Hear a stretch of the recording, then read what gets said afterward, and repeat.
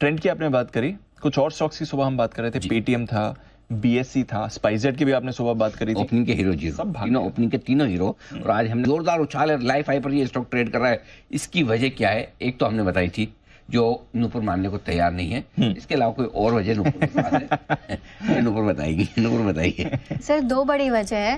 पहला कौन सी? पहले तो हमको पता है। बताइए सर। पहली तो कि कंपनी ज़ूडियो के स्पेसिफिक ब्यूटी स्टोर्स खोल रही है इंडिविजुअल, जहाँ से ग्रोथ आएगी। Beauty stores? Yes sir. Nykaa को बाकी को कंपटीशन दे रही है। क्या बात कर रहे हैं? अच्छा, अभी भी है ज़ूडियो के स्टोर्स में आपको अंदर होंगे? हाँ, ये अलग से खोलेंगे? ये अलग से पूरा स्टोर ब्यूटी प्रोडक्ट्स का होगा, कॉस्मेटिक्स का होगा। बीपीसी जो सेल्स होती है ब्यूटी पर्सनल केयर, वो ये सेम वैसे जो सस्ते वाले मतलब सस्ते ही है। जो उनका बिजनेस मॉडल वही है। हाँ, 199 में लिपस्टिक, 299 में काजल, ऐसे सब। ओहो, अभी कितने में आते हैं? अभी इतने में आते हैं सर। नहीं तो फिर बाकी 500 के आते हैं, 600 के आते हैं, 1000 रुपीज के आते हैं। बंसल जी को पता है, लेकिन सबको थोड़ी पता होता है। हमें मुझे जैसे नहीं पता, दीप के काम नहीं पड़ा, तो जिनको नहीं पता उनको पूछने में क्या जाता है? पूछ लेना चाहिए ना, जानकारी होनी चाहिए। जनरल नॉलेज बढ़ाने में क्या है? करेक्ट। तो जनरली 500 का आता है जो ये 200 में बेचेंगे। हाँ सर। और बताइए। बिल्कुल, उसका पहला स्टोर ऑलरेडी बेंगलुरु में खुल चुका है। दूसरा जो बड़ा रीजन है वो वेस्ट साइड के स्टोर में लैब ग्रोन डायमंड्स जो होते हैं उसकी ज्वेलरी की भी बिक्री यहाँ पर होगी, और जिसकी प्राइस जो है वो बिल्कुल डिसरप्टिव रखी है। कोटक का कहना है कि 1 कैरेट जो रिंग है वो करीबन 35,000 रुपए के आसपास मिलेगी। और अगर ये सेगमेंट कंपनी का ग्रो करता है तो यहाँ पे ये पर्टिकुलर सेगमेंट ज़ूडियो की तरह काम करेगा ट्रेंड की ग्रोथ को लेकर। तो 2 बड़े यहाँ पर कंपनी ने काम किया। पहला तो ब्यूटी सेगमेंट को एक सेगमेंट बना दिया है, उसके इंडिविजुअल स्टोर्स डाल रही है। और दूसरा जो लैब बेस्ड डायमंड्स है उसकी ज्वेलरी कंपनियां वेस्ट साइड के स्टोर्स में खोलेगी। इसका ब्रांड कंपनी ने लॉन्च कर दिया है, फॉर्म के नाम से इस ब्रांड की लॉन्चिंग हुई है और यहाँ से ग्रोथ आती हुई नजर आएगी। दोनों ही रीजन की वजह से ब्रोकरेज हाउस भी बुलिश यहाँ पर हुए हैं। सबसे पहले मॉर्गन स्टैनली, उनका कहना है कि बीपीसी जो सेल्स है ब्यूटी एंड पर्सनल केयर उसका कारोबार लगातार बढ़ते हुए नजर आ रहा है। इमर्जिंग कारोबार जो पहले सिर्फ 10% कॉन्ट्रीब्यूट करते थे वो अब 20% पहुंच गए। अच्छी ग्रोथ यहाँ पर देखने को मिल सकती है। कोटक ने तो बहुत स्पेसिफिकली कहा है कि जो ज्वेलरी सेगमेंट है लैब बेस्ड डायमंड की, वो अगर चल गया तो वो नेक्स्ट ज़ूडियो है ट्रेंड के लिए। मतलब हर महंगी चीज को सस्ता करके बेचेंगे? हाँ सर। हाँ सर, ये तो टाइटन के लिए भी खतरा है। हालांकि गोल्ड वाली ज्वेलरी नहीं बेच रहे ना ये? नहीं, सिर्फ डायमंड वाली। हाँ, नकली डायमंड। नकली असली तो खैर पता नहीं चलता। वो लैब ग्रोन वाले तो नकली वाले होते हैं, नकली वाले। हाँ, सस्ते वाले। लेकिन इसमें बड़ी दिक्कत है। पहले आप लैब ग्रोन डायमंड दे दो, पता नहीं चलता था कि भाई असली वाले लाए कि नकली वाले लाए। अब ज़ूडियो में मिलेंगे तो समझ में आ जाएगा कि सस्ते वाले लेके आए। तो बड़ा इंटरेस्टिंग बिजनेस मॉडल बना रहे हैं। चाहे वो कॉस्मेटिक्स हो या फिर ये डायमंड ज्वेलरी हो, सस्ती वाली बेचेंगे और डिस्ट्रप्शन करेंगे। होगा सर डिस्ट्रप्शन? अनिल जी, मुझे ऐसा लगता है कि ये प्राइमरली मिडिल क्लास और अपर मिडिल क्लास को हिट कर रहे हैं और उनकी स्ट्रेटजी बहुत ही सक्सेसफुल रही है। देखिए क्या होता है कि एस्पिरेशन होती है कई बार, जैसे बड़े मॉल्स में अगर मिडिल क्लास लोग घुसते हैं तो वो जनरली डरते हैं ब्रांडेड स्टोर्स में जाने में, क्योंकि ना जाने कितना महंगा होगा, हम ले पाएंगे नहीं ले पाएंगे। ऐसा तो नहीं है कि हमारी बस के बाहर है।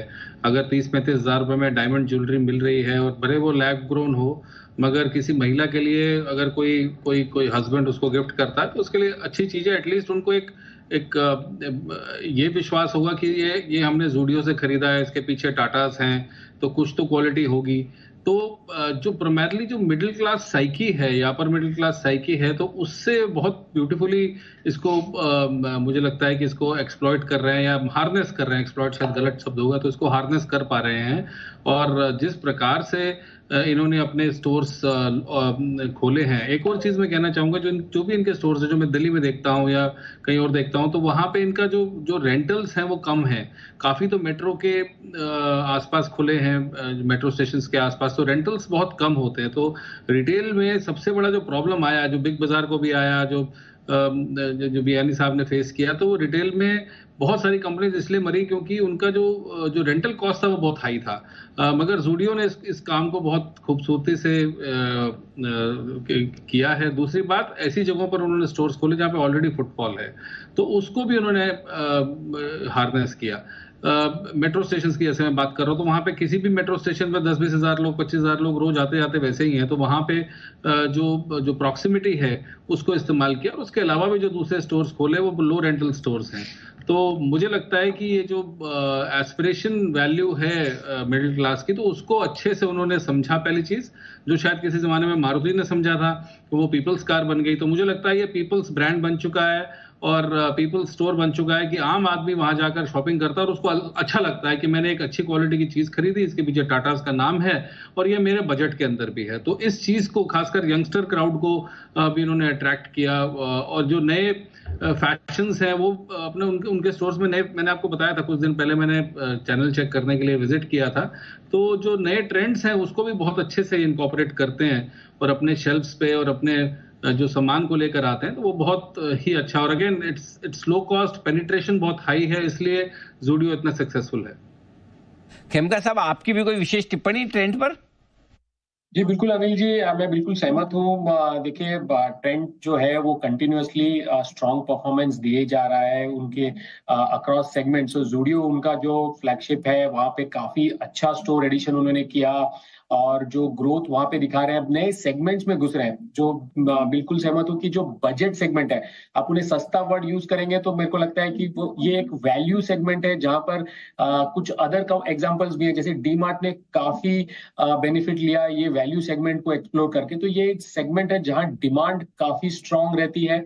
अगर आप सही प्रोडक्ट सही प्राइस पे अगर आप अवेलेबल देते हैं, अगर फैशन में अगर आप लेटेस्ट ट्रेंड्स लाके देते हैं, तो डिमांड काफी स्ट्रांग रहेगा इंडिया में, जिसका मुझे लगता है कि ट्रेंड ने वो जो कोड है वो क्रैक कर लिया है। अब वो सेगमेंट आफ्टर सेगमेंट, सो ब्यूटी सेगमेंट में घुस रहे हैं। ज्वेलरी, इमिटेशन ज्वेलरी में काफी बड़ा डिमांड है। बहुत सारे लोग हैं जो एवरीडे यूज में रियल ज्वेलरी नहीं पहनना चाहते हैं और उन्हें चाहिए कि जो लेटेस्ट फैशन डिजाइन के ज्वेलरी मिले, और अगर ट्रेंड वो दे सकता है थ्रू इट्स ज़ूडियो नेटवर्क, तो मुझे लगता है बहुत काफी स्ट्रांग डिमांड रहेगा। तो हमारा तो जो एस्टीमेट है अगले 2 सालों में 50% प्लस नेट प्रॉफिट CAGR का जो एस्टीमेट है, उसको देखते हुए लगता है कि यहाँ पर स्टॉक तो काफी स्ट्रांग रहेगा। जो हमारा करंट टारगेट प्राइस है वो 8,900 का है, बट मुझे लगता है कि आफ्टर दीज डेवलपमेंट्स ये अभी और हम ऊपर और रिवाइज करते रहेंगे। आपके लिए ट्रेंड यहाँ पर रखिए नजर। चोपड़ा साहब और खेमका साहब दोनों के रेडार पर है। काउंटर बाजार को भी पसंद आ रहा है। सुबह कुणाल जी की राय भी थी, 8,000 के टारगेट दिए थे, टारगेट के ऊपर इस समय स्टॉक ट्रेड कर रहा है। तो कुणाल जी के टारगेट्स भी हिट और कुणाल जी को बहुत बहुत कुणाल जी भी बधाई हिट। स्टॉक पर। कुणाल जी तो है हिट। हाँ, कुणाल जी भी हिट, ये भी तो बोलना पड़ेगा ना। बिल्कुल है सर, टारगेट के साथ साथ बहुत ही बढ़िया। कुणाल जी का कब था जी? सुबह का ही था आज, pick of the day. Kunal ji क्या सोचा था सुबह सुबह जब 8,000 का आपने टारगेट दिया था? What were your thoughts?